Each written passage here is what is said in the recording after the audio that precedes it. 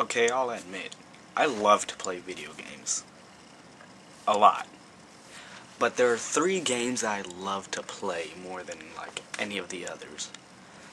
And they are the 3 Metroid Prime games. Metroid Prime 1, 2, and 3. And in this video, I'll be telling you what makes them great. I look for 6 main categories when I'm judging a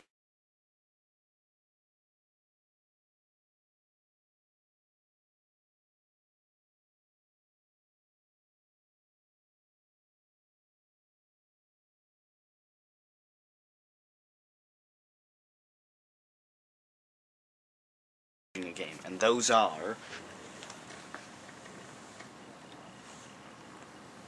gameplay, story, music, graphics, boss battles, but only in action games, and originality. So, I'll break down this video into 6 categories. The gameplay of Metroid Prime completely changed the gameplay. It went from a 2D side-scrolling speed demon-like game to a first-person shooter. I'm not saying this is bad or anything, even though I myself honestly don't like first-person shooters that much. But this game, it somehow worked, and it offered a lot of new gameplay features.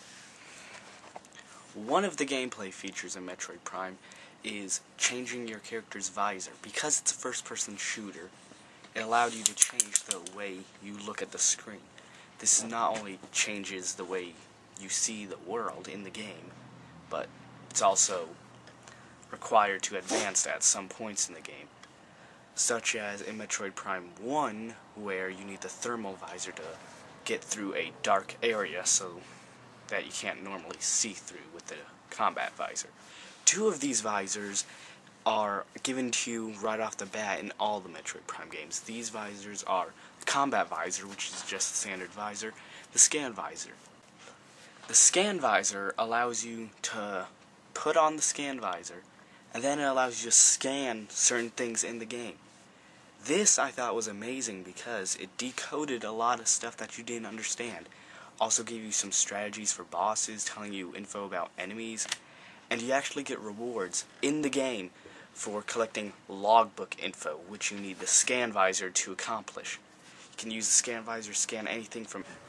Next is the music. I can't even get started on the music. The music is just so awesome in this game. Talking about just doesn't do it justice. So I'll let you listen to one of my favorite tracks.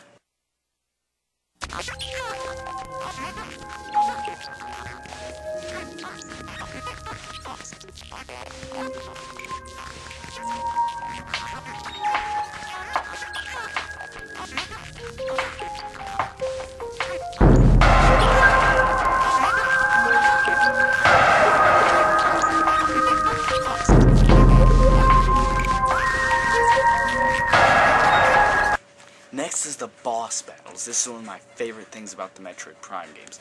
The boss battles are so awesome. Most of my favorite boss battles from the entire Metroid series are in these 3 games. Such as 1. Battle with the rock monster Thardus from Metroid Prime 1. Here's a clip. Story. Now, I'm not going to go into huge detail with the story, and I'm not going to give the backstory of the planets. I'm just going to give what happens in the game. In Metroid Prime 1, which takes place after the first Metroid game, your character Samus Aran gets a distress signal from a space station. She goes there, finds out it was run by the evil race of the space pirates, and then she follows her arch-nemesis Ridley onto planet Talon 4. She learns the history about the planet, finds more information about this substance known as Phazon, and she finds out where all this radioactive evil Phazon is coming from. Has to go into an impact crater on that planet to destroy it. Metroid Prime 2, what it's about is your character Samus Aran is hired to find some Galactic Federation Marines around a planet named Ether. Lightning strikes her ship while she's trying to find them. On that planet, she finds her doppelganger. Dark Samus, which is actually, if you look at the ending of the first game and the beginning of the second game, Dark Samus is actually Metroid Prime itself. Yeah, think about that. Metroid Prime is the final boss of Metroid Prime. Now stop thinking about it. Okay. After Samus meets Dark Samus goes through a portal. Normal Samus, which is you, follows her back through, but is then pushed back through the portal by a creature known as the Ing. She then meets a last remaining specimen of the race Luminoth, and finds out about the light of ether. Your mission then is to retrieve the 3 pieces of the light of ether. After retrieving all 3 pieces, you are then sent back to Dark Ether to fight the Emperor Ing. After that, while Dark Ether is blowing up, you have to fight Dark Samus. Yeah, Metroid Prime is the final boss of Metroid Prime 2. Metroid Prime 3. Okay. It starts off with a planet called Norian being attacked. You go down there along with 3 other hunters, Rundus, Gandrada, and Gore. Don't think about their names too much. You have to get 3 generators back online.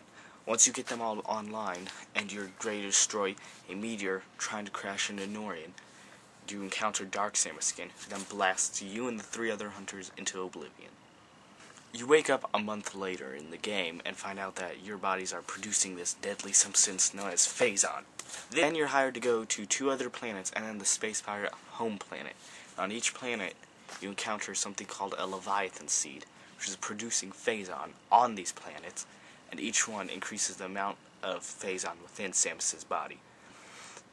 But then, near the end, the Galactic Federation finds out where all this Phazon's coming from. A planet called Phase, and you have to go there and destroy it and fight Dark Samus for the final time.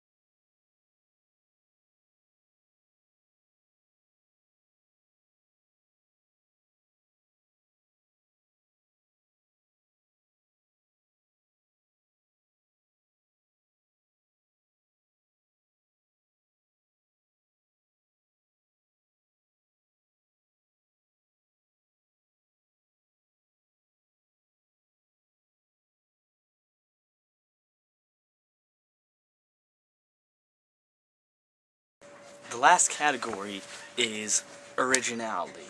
Metroid Prime is probably one of the most original games I have ever played. There are so many original ideas, anything from any given enemy, to the boss battles, to the Ing of Ether. It's just one of the most original games I have ever played.